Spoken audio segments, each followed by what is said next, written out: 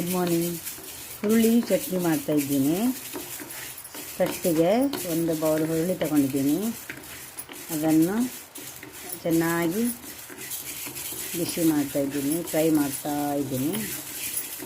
10-15 ನಿಮಿಷ ಫ್ರೈ ಆದರೆ ಪಟ್ ಆಗಬೇಕು. 15 ನಿಮಿಷ ಫ್ರೈ ಆದರೆ ಸಾಕು. ಅದನ್ನು ಒಂದು ಪಾತ್ರೆಯಲ್ಲಿ ತಣ್ಣಗೆ ಆಗಲು ಹಾಕಿಡಬೇಕು.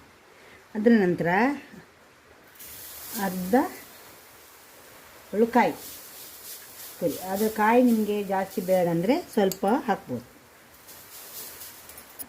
ಅದರ ನಂತರ ಸ್ವಲ್ಪ ಜೀರಿಗೆ, ಸ್ವಲ್ಪ ಅಂದರೆ ಸ್ವಲ್ಪ ಒಂದು ಸ್ಪೂನಲ್ಲಿ ಅರ್ಧ ಸ್ಪೂನ್ ಮಾಡಿದರೆ ಸಾಕು. ಹುರುಳಿ ಇದ್ದರೆ ಒಂದಿಷ್ಟು ಹುಳಿ, 3 ಹೆಸರಷ್ಟು ಬೆಳ್ಳುಳ್ಳಿ ಫ್ರೈ ಮಾಡಿ. ನಿಮಗೆ ಖಾರ ಜಾಸ್ತಿ ಬೇಕಂದಿದ್ದರೆ ಒಂದು 3-4 ಹಾಕಿ. ನಾನು ಒಂದೇ ಹಾಕ್ತಾಯಿದ್ದೀನಿ, ಯಾಕೆಂದರೆ ನನ್ನ ಮಗಳಿಗೆ ಖಾರ ಜಾಸ್ತಿ ಆಗೋದಿಲ್ಲ. ಅದಕ್ಕೋಸ್ಕರ ಒಂದು ಮೆಣಸು ಹಾಕ್ತಾಯಿದ್ದೀನಿ. ಫ್ರೈ ಆಯಿತು ಎಲ್ಲ. ಒಂದು ಬಟ್ಲಲ್ಲಿ ಹಾಕ್ಕೊಳ್ತೀನಿ. ಅದು ತಣ್ಣಗಾಗೋ ತನಕ ಕಾಯಬೇಕು.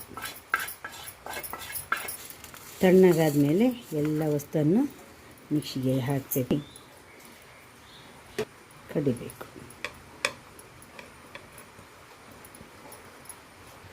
ಸ್ವಲ್ಪ ನೀರು ಹಾಕಬೇಕು. ನೀರು ಹಾಕಿ ಮುಚ್ಚಿ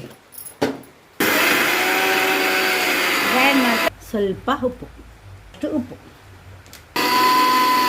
ಗ್ರೈಂಡ್ ಆದಮೇಲೆ ಇಷ್ಟು ಗಟ್ಟಿಯಾಗಿ ಇರಬೇಕು. ನಾನು ಈ ಬೌಲಿಗೆ ಹಾಕ್ತಾ ಇದ್ದೀನಿ.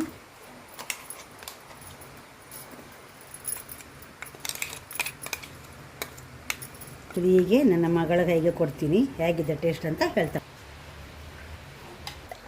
ಚಟ್ನಿ ಒಳ್ಳೆಯದಾದರೆ ಲೈಕ್ ಮಾಡಿ, ಶೇರ್ ಮಾಡಿ, ಸಬ್ಸ್ಕ್ರೈಬ್ ಮಾಡಿ.